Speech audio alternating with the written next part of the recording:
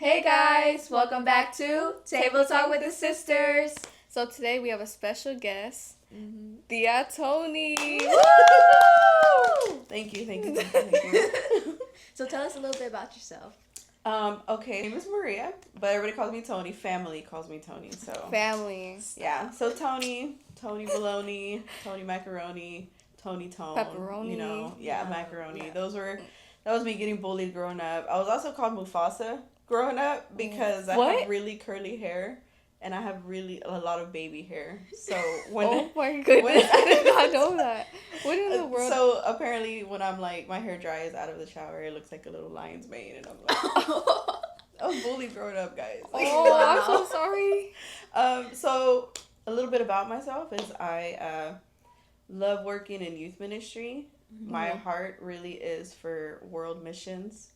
That's my heart. I work at the Boys and Girls Club. Right now I'm an outreach coordinator, which is Shout like... Shout out to Boys and Girls Club. Yes. So I kind of fell into this position, and it's like, it's not what I went to school for. It's not what anything, but it's like I fell into it, and I really feel like it was like God opening that door for me. Mm-hmm. It's basically like my whole ministry now, you know? Mm-hmm. So it's like really providing like safe places for the kids to come, the members to come, the families to come, and I love it. I love it so much. I love it too. Good. I love being there. The Boys and Girls Club. Shout out again. Yes. Okay, so today she's going to be sharing what? My testimony. I don't even know like any of it. I know. So it's so crazy. This is going to be crazy. I hope y'all are ready. Because God shows up. Yeah. So let's get started. Okay. So can you tell us a little bit about your life before you came to Christ? I was born on October 6, 1990. That was a Saturday. That Sunday, I was in church already. Mm-hmm. Like, that's how my parents, like, I grew up in church every single Sunday, 2 times every Sunday, like 9 a.m. all the way to 12, and then 5 all the way to 9. So my Sundays was church growing up my whole life. So Sundays, Wednesdays, Fridays, and then every other Saturday was church. So I basically like grew up in church. So, but saying that, it's like, it didn't mean that I was like saved, you know? Mm-hmm. And it took a lot for me to realize, like, to actually even come into like my own beliefs. It was really like what I was hearing or what I was being taught. It wasn't my personal thing, you know? But I mean, I loved everything about it. Like, I tell people now all the time, like, if it wasn't for Sunday schools, like, every Sunday, and, like, learning all the little, like, kiddie or, like, kids, like, Bible stories, like, Noah's Ark, and, like, all of this, like, if it wasn't for that, like, now I appreciate it. Because back then, I was, like, I would try to take forever in the shower, so they'd, like, take off without me.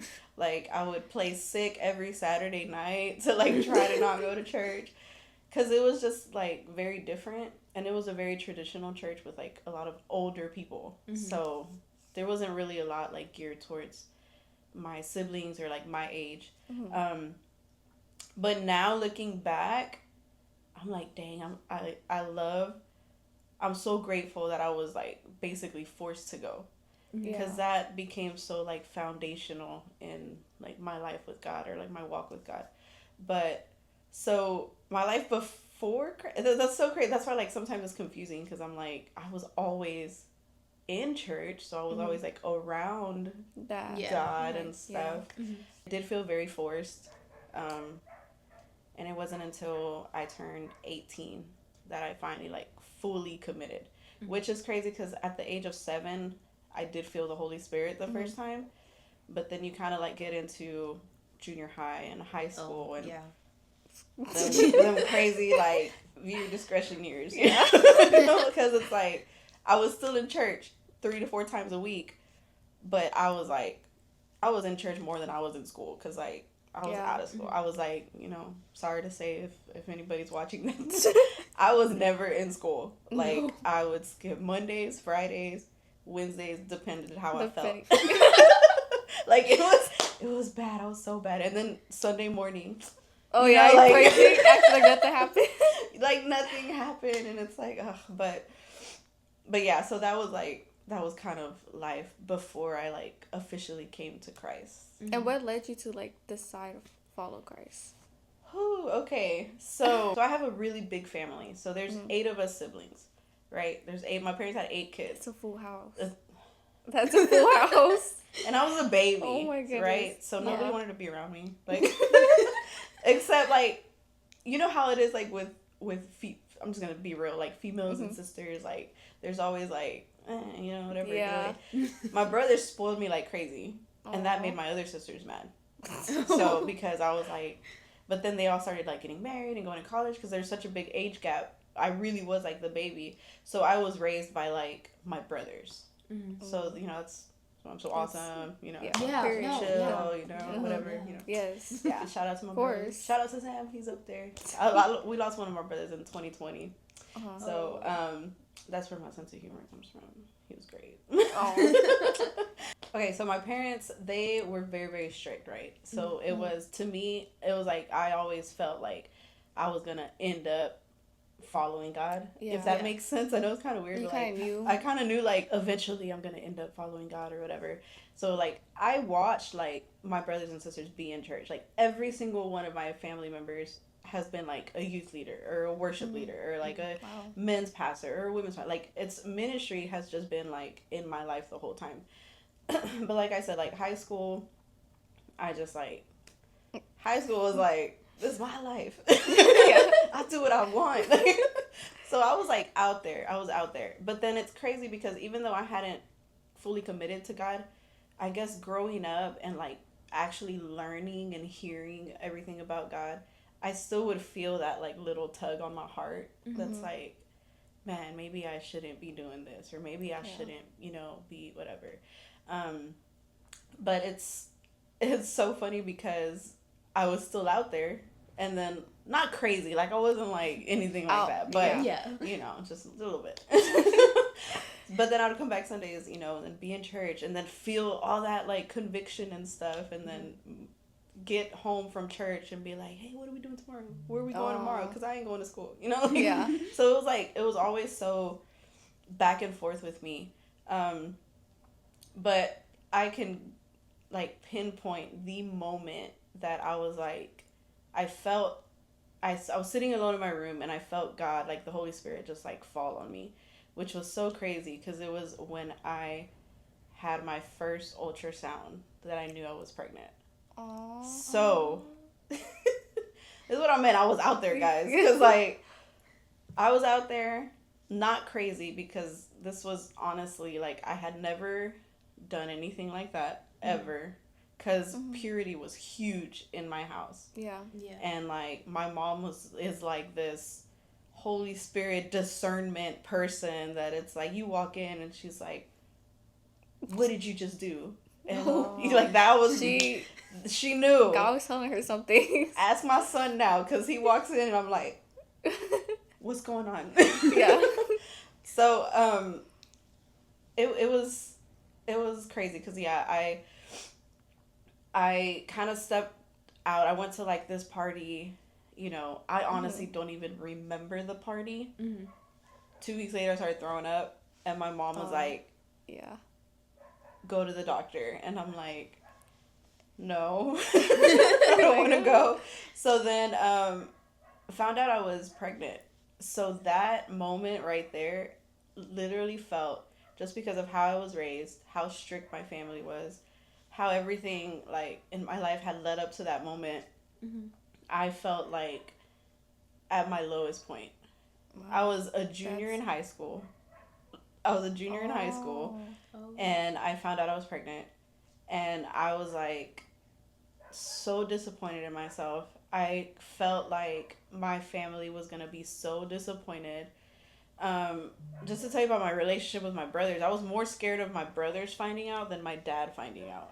Oh, that shows something. That's like your parents right there. That tells you something, right? Because I was literally raised by them. Like, even to this day, like, one of my brothers, he's my best friend, right? And it's like, I was so scared. So, I really felt, I was like, I don't know what I'm gonna do. I felt so, like, disgusted with myself, mainly because I didn't even remember how anything happened. Like, that was, it was so crazy, like, how everything happened. So I remember the day that I talked to my pastor. So my pastor, growing up, he's still, like, I have pastors now, you know, I love my pastor now, like, I really do.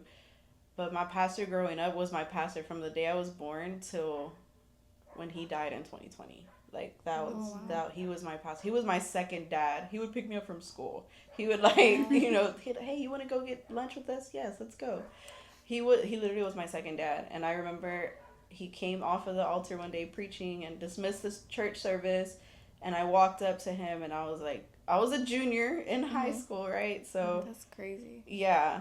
I went up to him and I was like, Pastor, I need to talk to you. And he's like, he looked at me and he just, like, put his arm around me, kind of, like, guided me to the bench, the church bench. And, like, we sat down and he goes, what is weighing you down right now? And I was like,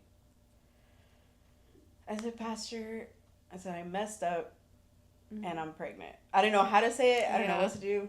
Yeah.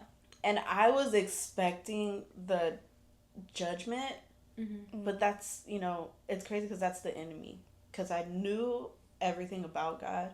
I had heard God is, you know, a God of grace and a God of forgiveness, but I was expecting judgment, you know, and from my pastor, you know.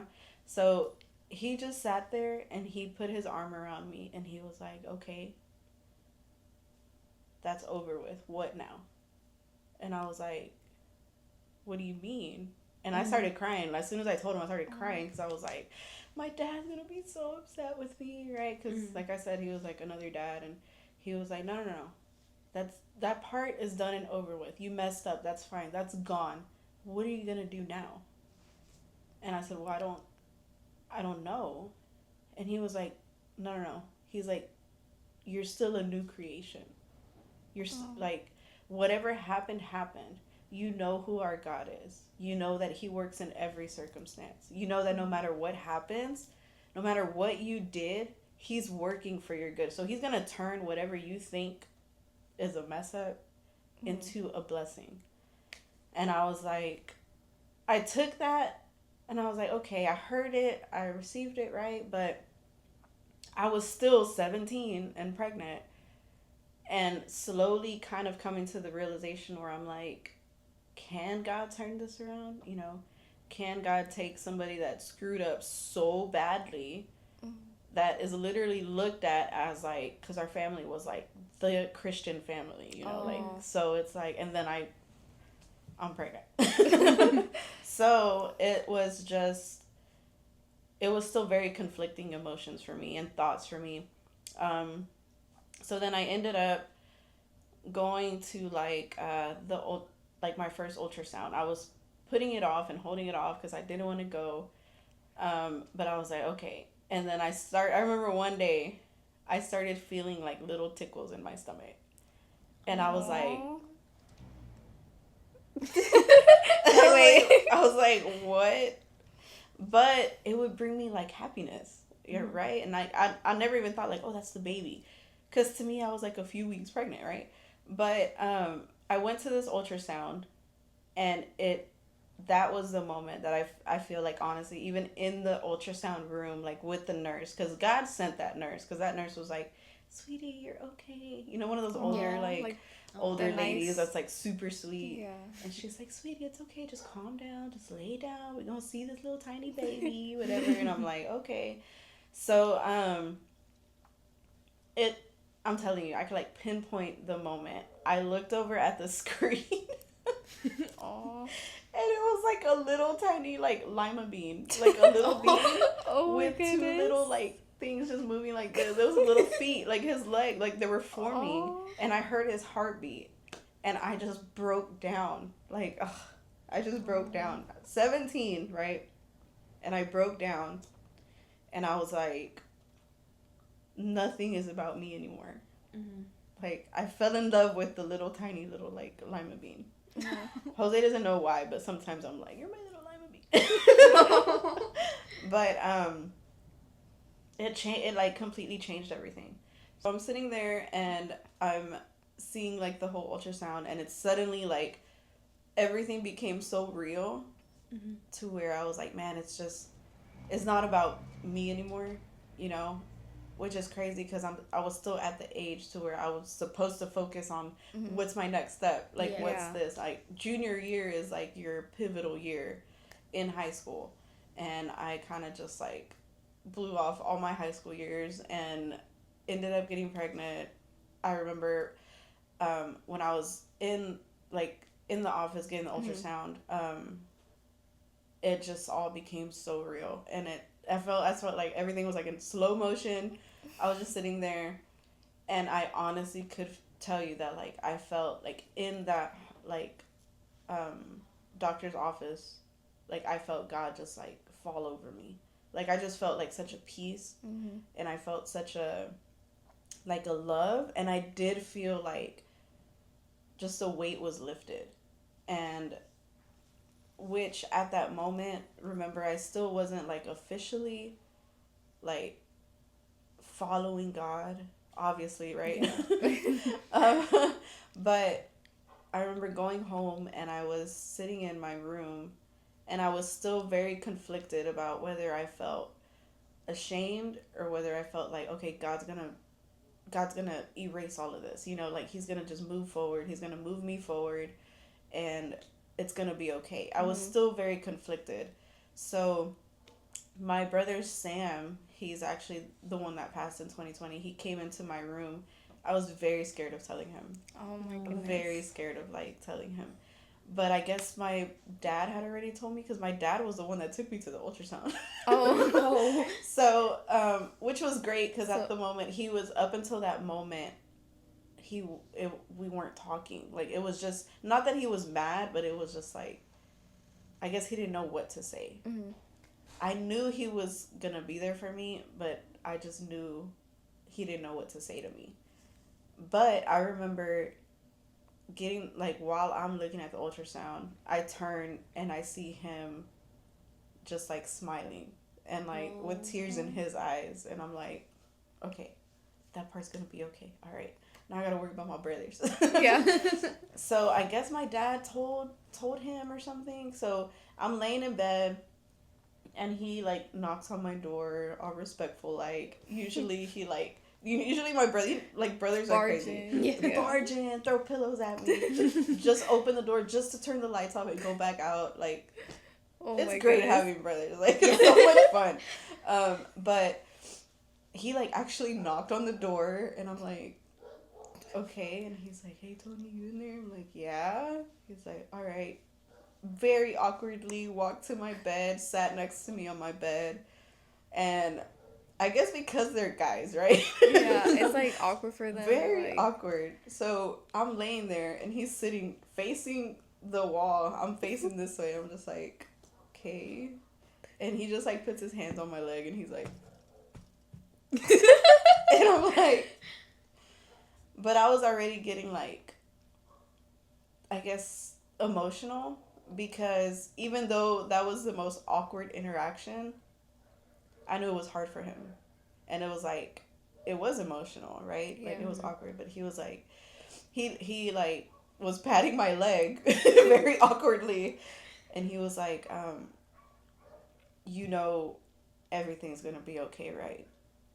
And I remember turning to him, and he was like, we're all here for you. And he's like, what do you need? And I was like, I don't even know what I need.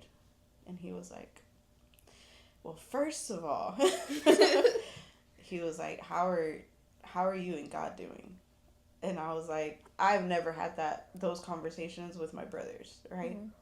And he was like the youth leader back then, and like the teacher for the youth class and stuff. So I'm always hearing him talk to teens and talk to like people about God, but it was never like me, because that would have been weird and awkward, right? So he sat there probably for about a good 2 hours, and we just like talked, and he would just kept telling me like, it's gonna be okay, like it's gonna work out, which I thought my world was ending, right? I thought my world was over. I thought I was gonna be like outcast and, you know, having to figure out what to do with life. And I really just felt like everybody, like, came together for me and was there for me. And it was, it wasn't until I think about a week later I went to church and I was sitting there and I really just, the pastor just kept like making a call to the altar. And I'm like, no. Like, no, I don't need to go. I don't want to go. How's it gonna look? Everybody knows I'm pregnant already, whatever. So then I remember looking up and pastor's looking directly at me and I'm like, He's telling you to come. yes. I'm like, he's just like blatantly, obviously just calling me out. I swear. All he needed to do was be like, Toni, come here. So I ended up going up there. All of these little, like, older ladies from the church, like the little older ladies that I grew up with, they ended up coming up just to, like, pray with me. And it was, like, in that moment that I was like, okay, like, it is going to be okay. I started feeling, like, you know, relief and, like, you know, a little bit more peace about it. So I remember that night I went home and I all night, I didn't sleep at all. All night I was just talking to God and I was like, this is not going to be easy. Yeah. You know, like, this is not going to be easy, but I do feel like you're calling me to come closer to you. Like, you're calling me to draw closer to you and to work on my relationship with you. And I'm like, but I was like, okay, I'm going to do that. And I'm like, but I'm going to do that as a pregnant teenage girl. Yeah. Right? Yeah. So I remember I completely stopped everything. I was in school every day, which was so hard. I was in school every day. Like, I was catching up on all my work. My senior year, I had to completely redo my entire junior year and my entire senior year in 1 year. So in 1 year, I did my crazy. junior and senior year together. I was still able to graduate, get everything good. But anyway, I was back at school, and back then it was crazy because, like, there's so many pregnant girls at school. There were so many pregnant girls at school. I'm a pregnant girl in high school, and yet I am already fully committed to God now, which I guess is, like, such a, like, big example that you could use or, like, see as to how God can instantly change something, you know, because you would not think, because I was basically like a walking, like, statistic. I was a high school girl who was pregnant. You're not expecting that person to be the one that's like, Jesus, Jesus, Jesus, Jesus, Yeah. right? Yeah. Because in the world's eyes, you're a hypocrite, right? Yeah, because like, how are you a Christian and you're pregnant? You know, Yeah. how are you talking about God and talking about living right and you're pregnant? So I feel like that was such a big struggle for me. That was, like, such a hard moment for me because I was constantly being told by people, like, are you really preaching to me right now? Or, like, are you really telling me about they were God right judging. now? Yeah, super judgy. Super judgy. But it was, ended up leading to, there was, like, this group within the school where, like, nurses and, like, different, like, teachers would come in, and it was actually, like, a class period for pregnant teen girls, which is crazy that the school has to have that. Has that. But in there, I was able to, like, meet some other teen girls, not just from my school, but from, like, the other high schools, because it was, like, the whole district thing. And I remember being able to, like, lead 2 girls to Christ that were pregnant. And I remember I've seen them, like, years after, and they're like, man, you don't even realize, like, it completely being introduced to God in a moment when you feel it's like you're at your lowest, you know, like, there is no coming out of this, or there's no coming out of, or maybe the mindset of, like, I have to wait until after I have my baby to be able to, like, fully That's really come to crazy God. though, because like God, He used you getting pregnant and like the whole story for His good. Yeah. And not knowing that you actually helped out and like reached out to a lot of people about God. Yeah. That's really good. Yeah, and crazy. it's like, it really is just, like, a testament to how amazing God is and how big His grace is, you know, because that has really taught me, even now, like, when I speak to girls or guys or, like, teens or kids or anybody really that's going through something, the enemy does a great job of making you feel that you're the only one going through what you're going through. Like, his entire goal is to isolate you so that you fall deeper into that negative mindset, or, like, you feeling that, you know, nobody else is dealing with this. My life is the worst possible life out there, you know, and that's the enemy working, you know, and it's like, I always say what the pastor told me. I'm pretty sure everybody that I've spoken to has heard me say, like, hey, you have no idea how God can always use what the enemy brings against you. Like, what the enemy's trying to, like, hurt you, like, the word of God promises us, like, God is able to use that and turn it around for good. And it's like, I very clearly saw him do that in my life, because it's not like, I think sometimes we forget, like, we're like, oh, the devil did this to me, or like the enemy did this to me, and it's like, I made those choices, you know, like, I made those choices. I allowed myself to get into that situation. But it's like, what the enemy was going to use to bring me down, or like what the enemy was going to use to like hold me down or separate me from God, or, you know, lead me into a life where it was just like a broken life, God was like, no, give it to me and just watch me turn it around, you know. And I did. I saw him turn it around. My son was born on my 18th birthday, which is crazy. That's crazy. That's really crazy. Yeah, it was a great birthday. No. So I've literally seen, like, from this situation, from everything, like, God has worked so much. Like, my son is literally my best friend. Like, Y'all it's are so like funny. this. Like, y'all are close. Everybody's always like thinking, I guess also because he's like twice my height, everybody sometimes are like, oh, are y'all like cousins, or are y'all like siblings? I'm like, this is my baby, you know, right? Like, this is my baby. And he gets to look up. We grew up together, you know, because I literally was still a kid, and everything was, I was so young. I was literally starting life, you know, with him. Like, he was there and everything. Even when I was at college, like at SAGU, it's so funny. Everybody knew him because I was in college and I had a kid.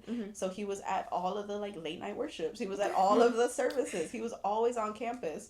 He had a little police car that he would drive in, and he would drive around giving like students tickets. Oh, so, my like, goodness. everybody like loved him. So it was really like, we just grew up together.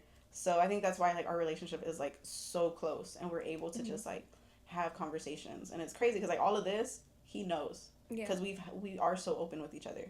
And I feel like my experiences, I love to share my experiences, because I remember how low I felt, and I'm like, man, people feel like this, you know, like, it's not just me. So I believe so strongly in the power, like the word says, the power of your testimony, you know, because it's hearing and feeling like what somebody's, when they're telling you like what they've been through, where it's like, man, you could really see God moving, like you could really see God like working.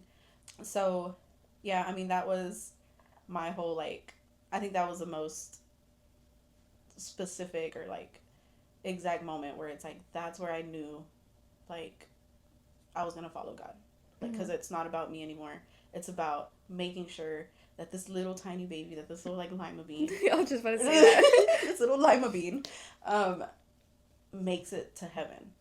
You know, like, it's like a whole shift, and it's, I know it kind of sounds weird, like, I need to make sure my kid gets to heaven, but it's like, that's the weight that fell on me, where it was like, I have to live my life to where my son can see God all the time. Yeah. Because obviously I grew up seeing God all the time. I grew up being around it all the time. It is a very personal, individual decision to follow God. But if I hadn't been around it, if I hadn't, you know, seen everything that I had seen growing up, because I was from a very Pentecostal church, to where it's like revival every like service, and it's like, oh, service is at 7, and then we get home at 2 a.m. And I'm like, that was like the church that I was yeah. So it's like, I was very in the environment. I guess I just wasn't like in it myself, you know, if that makes sense. I'm connected with God. I need to make sure I'm walking with God, because I need to know that my son is good. Yeah. You know, I need to know that he's good. Yeah. And it just slowly began turning into, okay, not just my son, like my nieces, my nephews. And then it just became bigger. Like, God just started growing in me like a love for just people, you know, and I hope people see me as like a very loving person. You are. Definitely. I honestly feel like that all of it just really shifted my perspective, my heart from being so like me centered and selfish to being like, man, every single person that I encounter is loved by God the same way that I'm loved by God. Mm-hmm. You know, and once you pray that, so it's like, God, give me like a heart for the lost. When I started praying that, I remember somebody told me at school, they were like, no, you have a heart, you have God's heart, like you need to pray for God to give you a heart for the lost. And they told me it's a scary thing, because God's heart is a heart of just hurt, you know, hurting for his kids, hurting for his children that are lost. So I remember praying, and I would pray it over and over and over again, and I really felt God just move in my heart and gave me a heart for people and a heart for the lost. And I see the same thing in my son too. That's what I'm saying, like it's like a trickle effect, you know, where my focus was changed from me to like my son to now. It's like, no, it's like the world, you know. So God, I really felt God gave me a heart for youth, for young people, which I'm like, I'm not even young anymore. I'm gonna get up from here and my whole body's gonna hurt. I'm so old, guys. No. I rebuke that. I'm so old. But it's like, I have such a heart for young people, whether it be the kids that I, you know, sat and talked with and able to counsel or walk through certain things, to just youth ministry, to just my job now is outreach. Like, I'm in every situation. It's like, man, I've seen God move in my life, you know, like I saw the way he moved and he turned around my whole situation when I was 17. I've seen him move, so I'm like, man, I honestly believe there's nothing impossible for God. So when I hear certain situations or I see certain situations or even in youth ministry, because youth, man, they're always going through something. It's crazy how the enemy attacks our young people. Yeah. And so it's like, man, I've literally been there. Like, listen, there's a way out. And it's God. Like, you have to. And I tell kids all the time, or like youth all the time, like, I know sometimes you're like, oh, okay. You hear it a billion times. Just give it to God. Just give it to God. You hear it so much that it kind of just loses its meaning, to where it's like, okay, they just told me just give it to God again, you know? So it kind of loses its meaning. But it's so crazy, because having lived through what I've lived through, I know, like, when you give it to God, you don't even expect to see what he does. Like, he does so much. He changes the situation so much. I feel very blessed now. Looking back, I'm like, man, I can't believe I lived through all that and I went through all that. Now I look back at it and I'm just like, man, I can't believe God was able to turn all of that around, get me to where I am now. You know, there are obviously still always going to be struggles, because we live in an imperfect world. There's always going to be struggles. There's always going to be something difficult coming up. And that's why I just feel so blessed to be able to look back and be like, hey, be able to share what I lived through, you know, be able to share like, hey, I was at the lowest of the lowest. And it's not just the whole, when I was 17, being pregnant, being a teen mom, living through, you know, life being a teen mom. It's not just that, it's other difficulties. Like, I've seen God work multiple ways in my life, multiple times, where he's still continuing to work. You know, and all of those experiences, all of those testimonies. That's why it's so important to do also what y'all are doing, where it's like sitting down and like hearing people's testimonies, because there's power in testimonies. You know, people need to hear, like, I'm not the only one that is going through this. Like, people went through that. Like, I've been able to sit down with so many people, so many teens or youth, and they'll tell me like, oh, well, you wouldn't understand what I'm going through. Like, you wouldn't understand. And I'm literally like, try me. Try me. I think I understand. Try me. Like, you just tell me. You don't even have to tell me, like, but listen, I know what you're going through. Like, I've shared a lot. Like, this part that I've talked about with y'all is part of my testimony. You know, there's so much more that has led me to have to where my faith in God is so strong, because there's no other way any of that could have worked out.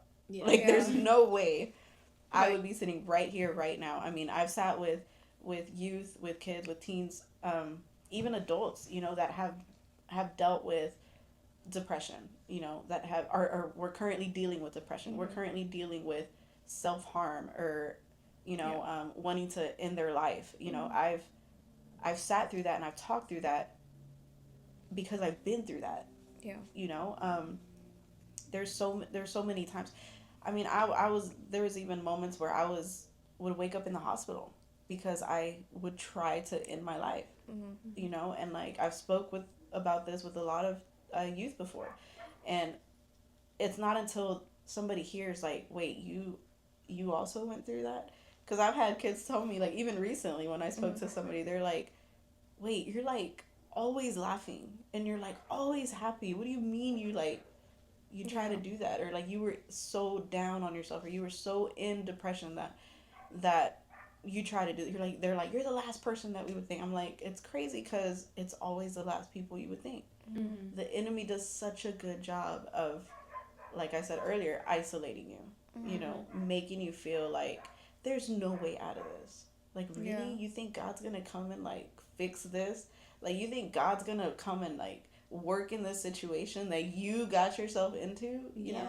So it was, I mean, it really is like a blessing, just being able to talk about it and being able to sit down with kids and see that kind of like little change or shift in their perspective when they're like, wait, you mean there is a way out of this, or like there is something out of this. But yeah, I mean, that was really God, like the entire time, in everything, in every situation, that was God. And I think I'm just going to add like another part, but like one more important, very important aspect I feel of your testimony is it's not instant sometimes, you know, like for me, when I went and I saw my little lima bean and I heard his heartbeat, I felt like that was pretty instant, you know, like I felt that peace, I felt that comfort. I was like, wait, there is something so much bigger than me here. Like, it's not me anymore. Like, yeah, sometimes it's instant to where it's like, okay, God is gonna change this. I sometimes share with people, and this is where I was like, okay, how real can we get? Because it's so crazy because, like I said, when I was 17, 18, and I officially gave my life to God, and I was like, okay, I'm giving my life to God. From then on, in 2000, so he was born October 6, 2008. January 2009, I was already a youth leader. Like, wow. Yeah, I was crazy. I was already a youth leader. I was like leading. There's never been like a gap of me leading. Like, I've led for youth all these years. I've been in ministry. I've been doing, you know, worship, all of this. And then the entire time, I mean, I had a relationship with God. I was good with God. But the entire time, I didn't know that I was still struggling internally with something. And it was something that would, it's so crazy, instantly just pull me back from God. Wow. Like, the moment. And it was unforgiveness. It was unforgiveness. It's always that. Because unforgiveness is crazy, guys. Like, it's so crazy. It's kind of like trying to put everything in perspective, right? It took me 21 years to forgive somebody. Oh, that's crazy. 21 years. And that's me living for God already. That's me as a youth leader. That's me working in ministry, leading people in worship. And yet I still had this unforgiveness in my heart. Wow. And it was so crazy because it was towards somebody extremely close to me. You know, it was, I'm not going to say like who or like what relationship they had to me, but it was somebody that had been in my life my whole life, right? Since I was born. And I was struggling with forgiving this person. And it's crazy because I would say over and over again, I would have these like come to God moments where I'm crying at the altar and I'm, God, help me forgive this person. And I would somehow feel some sort of relief. And I'm like, all right, God, thank you. And then I'd see this person and it's like, whoosh, nope. Yeah. You know, and it's like, it was so crazy because I would even cry to God and I'm like, God, I'm begging you to help me forgive this person. Why is it not happening? Or why do I feel like it's happening, but then it's like still like circles back around, or like it would always come back around. It was to the point where I couldn't even see this person like walking or whatever, even like hearing this person cough, and I'm like, you know, that's bad. Yeah, that's bad. You know, that's bad. So I would just be like, wait, no, stop. But it was hard. It was 21 years. So something extremely traumatic happened to me when I was 10 years old. And it was allowed to happen, facilitated to happen by this one person that I really thought was supposed to have my back just because of who they were to me in life, their relationship to me. I always wanted to be like this person. I grew up always wanting to be like this person. I grew up like only wanting to be around this person. Be like, man, I want to be like this person when I get to this person's age, right? Mm-hmm. And then to just be completely, I mean, it was just like what happened was like made me feel like there's no way you could have ever loved me to allow this to happen, or to kind of put put everything in order for this to happen. Like, so 10 years old, I started feeling hate. I mean, to where I didn't want to see a certain person. I didn't want to, anything to do with them. And I started feeling hate towards myself. And I started feeling hate towards God, not the God that I had met yet, but like the God that I had heard about. That's always good. That's always, if you follow God, everything's going to be great. I'm like, oh, well, I'm living in a Christian home, so I'm pretty much covered, Yeah. And it's like, I, at 10 years old, everything, like my whole world was just anger, and my whole world was hate. And it was just very, very dark for me. At 12 years old was my first attempt to like take my life. Mm-hmm. That's very young. That is super young. And it was just I couldn't do it. Another one after that. Another one after that. Another one after that. And I know people saw me hurting, but I did do a good job of like covering it up. People do a very good job of covering up when they're not feeling the greatest. I just felt very unseen. I felt very lonely. I felt very angry. And I think that's what kind of led into my high school years, like kind of straying away and kind of doing my own thing. Because I was looking for like validation from friends and like people at school. And it's so crazy how it like leads, how everything pretty much connects. Yeah. And it wasn't until I did finally like come to God after I had my son and everything. I started asking God, I'm like, God, I need to forgive this person. And it was crazy because I still loved this person, which is how you're really trying. Like I was really walking with God, but I felt that conviction because the closer you come to God, the more you become like Him. So I was called to love people. I was getting closer to God, so I was already feeling like in my heart, like I have to love people. So I kept feeling like love for her, but then I would feel angry at myself for feeling love for her. Yeah. Because I had already convinced myself like this is an evil person. This is not a good person. Like, but why do I want to love her? So it was like that conviction, and then like the battle of flesh and spirit that you always hear about. The battle of flesh. Yeah. It was straight up the battle of like flesh and spirit because I'm like, God, I need to forgive her, God, and then I'm like, ugh, what? Like, yeah. And growing up, we would have, family get-togethers, whatever. Like, I would see this person. I would even have like months or years of like great interactions with her, and I would be like, oh, okay, maybe I'm kind of moving out of, and then no, like then it would just be like, damn, like, like, ugh. Okay, so I was living with God and everything, and it wasn't until 2021. Oh. It was until 2021 that I was sitting at 21 Days of Prayer at my former church, and the pastor was talking about. He was like, he literally stopped the service. It's gonna get serious when they stop the service. Yeah. He's like, I really feel like we just need to talk about unforgiveness. As soon as he said that, I was like, what time is it? Do I need to use the restroom? I think I gotta go. Do I need to get out of here? I think I need to fix my hair. Yeah. Because when God's about to move. Yes, and you're like, oh. Yeah. So he said, we need to talk about unforgiveness. And he's like, I really just feel the weight of unforgiveness here. And he just started going in on me. Oh my goodness. To where he was like, if like, he was making like the call to the altar, and he's like, but you feel like it is a cycle. You feel like it comes and goes. You feel like you're doing good and you're doing great, and then you just feel it again. You just can't forgive this person. And he started talking about it's time to just let this go. It's time to let it go. And what was so crazy to me is I've always had like dreams, right? Sometimes they're I know what you I mean. do honestly feel like God speaks to me through my dreams, or at least tries to, and sometimes I'm just not smart enough. Or to like connect it together. Yeah, like, it takes until a minute. later, and Yeah. I'm like, wait, light bulb. Oh, yeah.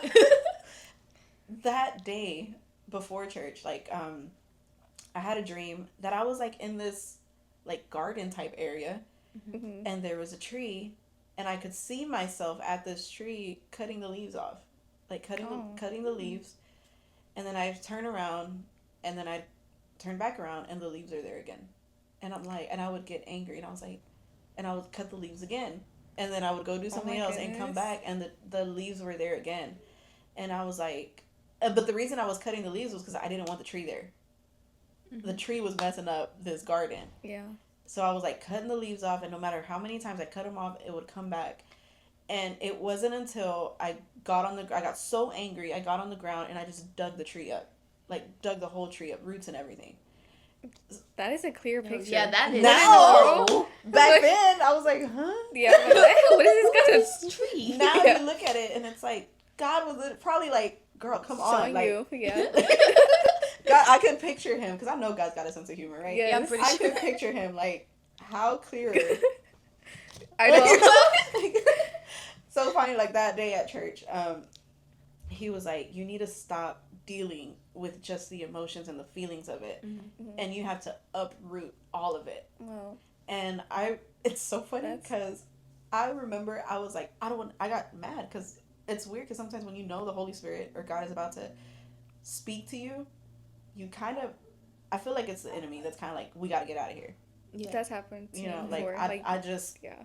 started feeling angry or like Yeah. bothered for some reason. I'm like, let me get out of here. I don't want to hear none of this. Yeah. As a youth pastor. I'm like, I don't, that's why it's so crazy, because it's like, God is always working. Always. To say that I was at that point where I was a youth leader, all of this, and then I was feeling like, I need to get out of here. Like, I don't want to do this. It's so crazy. It's like proof that God is always working and that nobody is perfect, So I thought I was walking out to go to the restroom. You're like, I thought this was a plan. My plan was to walk out and go to the restroom. I swear it was like blacked out tunnel vision. I was somehow at the altar. That's crazy. Oh. And I was like, why are these hands? You said this is not the bathroom. the bathroom. Okay. So I was up there and like, okay, God, I get it.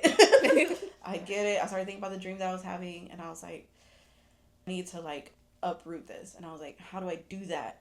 Because it's easy to say it, but it's like, how do I start to uproot something that has been in my life since I was 10 years old, constantly growing and growing and growing, because I wasn't dealing with it. I was just literally just cutting the leaves off, thinking it was good, and then it came back. So I was like, how do I uproot this? So I remember the pastor, came over, he started praying for me, and then he left and prayed for somebody else. And I remember I fell to my knees and I was like, God, I just don't have the energy for this anymore. Like, I can't do this. I can't just be angry. I can't just be like me preaching to people, because I had preached so many times about unforgiveness. And it's like, without knowing. And it's like, God, I can't do this anymore. Like, it's exhausting. It's exhausting to just have this, because it's literally keeping me from God.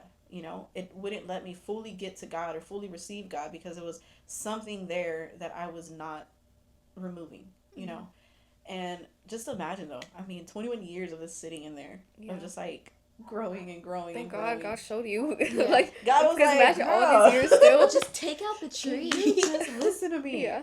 So I remember I broke down and I was like, God, I don't even know what to ask you, because I've asked you so many times, like, help me deal with this. Help me forgive this person. I'm like, I don't even know what to say. And I feel like it took me getting to the point where it's like, I don't even know how to ask this anymore. Like, I felt so like weak and done and like exhausted with dealing with that one thing. And I was like, God, I don't even know what to say anymore. To where it took me to get to there, to where it's like, I honestly don't know what to say anymore. Please just take it. That I could physically feel it being ripped out of my chest. Oh, wow. Like, and I tell people because I remember that whole day I was tripping out because I was like, did I feel that? Mm-hmm. Y'all know Velcro, right? Yeah. The way it like sticks together. Mm-hmm. And when you rip it apart, it's like you could like hear it and feel it. Yeah. That is the only way I can describe that I felt like right here in my chest. I literally, it felt like Velcro. Because you know, Velcro, it like clasps onto each other. Yeah, and it's pretty hard to put yeah. off. Yeah. I felt it like hard. Like it was very difficult to like rip for it to come out. It felt it was being ripped out. It felt like Velcro. Like that's all I can describe it. It's the only way I could describe it, that I felt like something was being like Velcroed out of my chest. And I remember when I felt it, I like fell forward and it felt like I could honestly like breathe better. It was so crazy. It was so weird that even now when I think about it, I feel like I could like almost feel or hear like the Velcro, like the rip come out. And it wasn't until then, 21 years later, that I was like, man, I remember seeing this person after that and I was like, man, I honestly love her.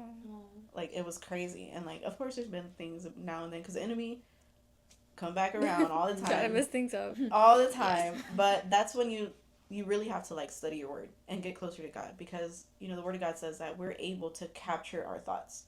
So I've asked God before, I've had to pray about it, and this is what like sometimes what I tell people, like you have to be intentional about what you pray.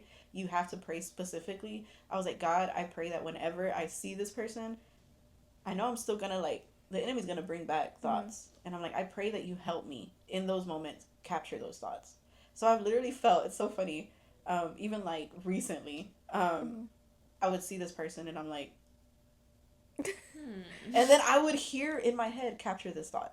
And I'd be like, wow, God, take this thought away. Give me, overflow my heart with love for this person. And that's how I've been able to tolerate this person. No, I feel like yeah, like there's been such a big change and such a weight that has been lifted off of taking that had been planted and rooted in my heart for 21 years. Since I was a kid, you know, at 10 years old, you don't even know what you're feeling or thinking at that point. Yeah. But whenever it's just like your whole life at that age becomes so negative, it stays with you.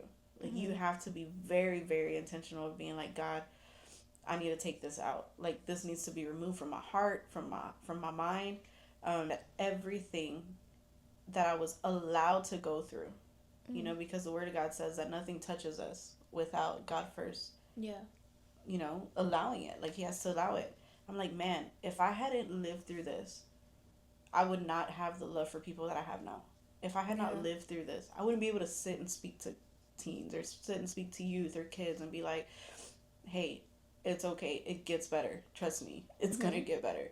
Like now I've actually gone to God before and I'm like, I didn't know back then, but I get it now. Yeah.